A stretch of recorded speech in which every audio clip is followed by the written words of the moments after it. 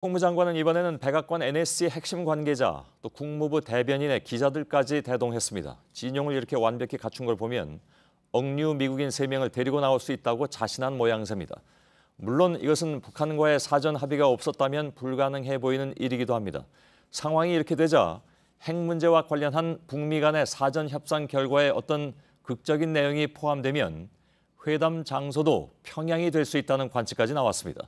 워싱턴 연결하겠습니다. 정효식 특파원. 자, 일단 미국인 억류자 석방은 북미 정상회담을 위한 사전 조치라고 봐야 될 것 같은데 이것이 곧 발표될 북미 정상회담의 장소와 일시에도 영향을 끼칠까요? 억류자 석방 가시화에 따라 변화의 조짐도 보입니다. 트럼프 대통령은 폼페이오 장관 평양 도착 1시간 전 장소 날짜는 물론 시간까지 모든 것이 정해졌다고 했습니다. 이 때문에 억류 미국인 석방을 계기로 기존에 유력했던 싱가포르나 판문점이 아니라 극적으로 평양행을 선택하는 게 아니냐는 관측이 조심스럽게 외교가에서 나왔습니다. 백악관 NSC에서 한반도 정책을 총괄하고 정상회담 준비 그룹을 이끌고 있는 포틴저 보좌관이 동행한 것도 평양행 준비 작업의 일환이 아니냐는 추측을 낳았습니다. 폼페이오는 회담 장소에 대해 단순히 국가나 도시를 정하는 것뿐만 아니라 더 세부적인 노력이 필요하다고 말했습니다. 여기에서 도시는 싱가포르를 의미한 것이라는 관측인데요.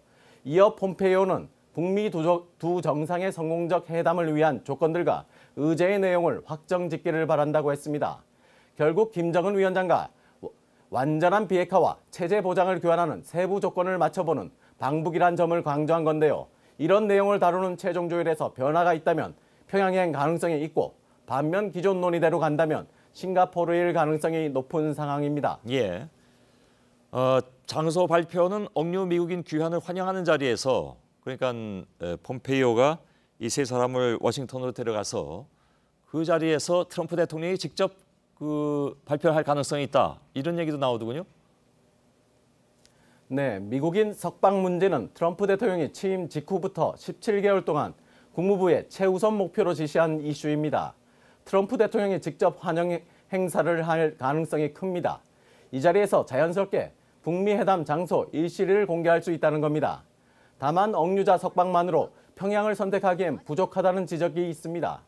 평양행은 너무 큰 양보라는 미국 내 비판 여론을 의식해야 하기 때문입니다. 예. 그렇다면 북미 정상 간 비핵화 담판을 위한 최종 조율, 여기에서 뭔가 결정적인 것이 나와야 한다는 그런 얘기인데 트럼프 대통령의 핵심 참모진들이 오늘 오후에 오늘 주요 발언을 한 걸 보면 영구적이라는 단어를 쓰지 않은 것이 북한과의 협상의 성공을 위해서 문턱을 좀 전략적으로 낮춘 것이 아니냐 이렇게 봐도 될까요? 일단은 눈높이를 맞추려는 모습으로도 해석이 가능합니다. 폼페이오 장관은 방북 목표로 이른바 완전한 비핵화 CVID를 통해 북미 안보관계의 역사적 대변화의 기회를 만들 조건을 정하기를 바란다고 말했습니다. 볼턴 보좌관은 이란 핵 합의 탈퇴는 북한의 불충분한 합의는 받아들이지 않을 것이란 신호를 보낸 것이라고 했습니다. 그러면서 우라늄 농축과 플루토늄 재처리는 없어야 한다면서도 영구적이란 표현은 뺐습니다. 비핵화 담판의 수위를 조절하는 것이라면 김정은 위원장의 2차 방중이 영향을 끼쳤을 수도 있어 보입니다.